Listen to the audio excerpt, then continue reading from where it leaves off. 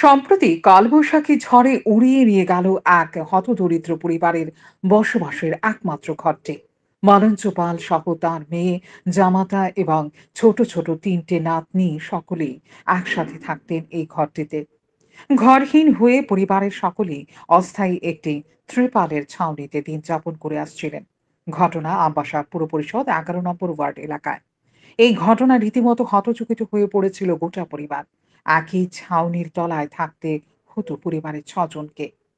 আর ওই জানছি তো কে? ওই বিজেপি এরিয়া বলে আচ্ছা, মালিক বলে আপনি গেছে। আপনি খুশি? হ্যাঁ খুশি ওই খুশি আইলে উপরে আছে ঘরটা কিভাবে ভাঙছিল? আর একটু বানে বানিয়ে লিয়ে আছে গাও গাটা আলু ডালি ডালি দেখা এই ঘর নাও পর্যন্ত কেমনে থাকতেছেন আপনারা? আরে এমনি আবার বাসরি তুললা একটা কামড়া লাগিয়া রাতে রাতে ওই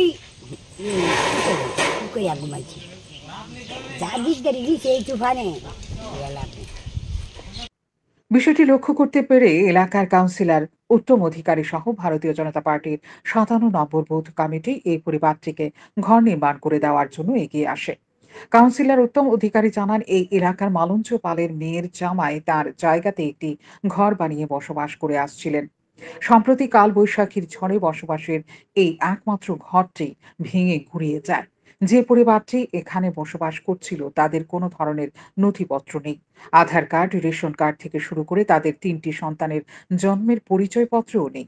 মূলত তারা এই ওয়ার্ডের বাসিন্দা না হওয়ায় এবং কোনো কাগজপত্র না থাকায় সরকারি কোনো সুযোগ সুবিধা পাচ্ছেন না বলে জানান কাউন্সিলর উত্তম অধিকারী। পাশাপাশি এও বলেন, তারা ইতিমধ্যে আলোচনা করেছেন জেলা শাসক এবং মহকুমা শাসকের সঙ্গে।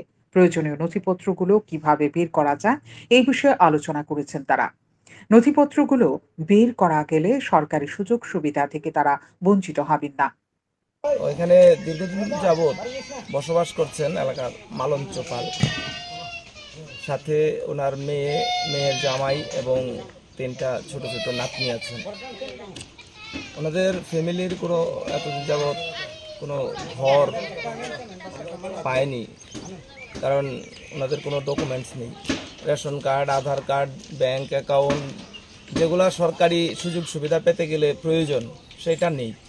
এবং থাকার মতন একটা ঘরও নেই। কিছুদিন ধরেই আপনাদের সাংবাদিক বন্ধুরা বিভিন্ন সংবাদ মাধ্যমে প্রকাশিত হয়েছে ওনাদের অবর্ণনীয় ঘটনা। তো শেষ পর্যন্ত আমাদের নজরে আসে এবং আমরা ওনাদের সাহায্যার্থে এগিয়ে আসি।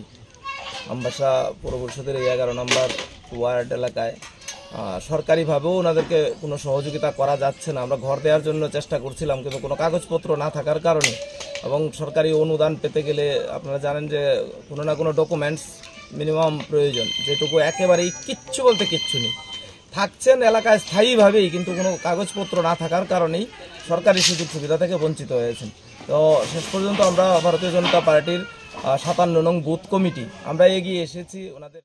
আমবাসা পুর পরিষদের কাউন্সিলর উত্তম অধিকারী এবং ভারতীয় জনতা পার্টির 57 নম্বর বুথ কমিটির এই উদ্যোগ হাসি ফুটিয়েছে অসহায় পরিবারটির মুখে। শান্তন টিভি।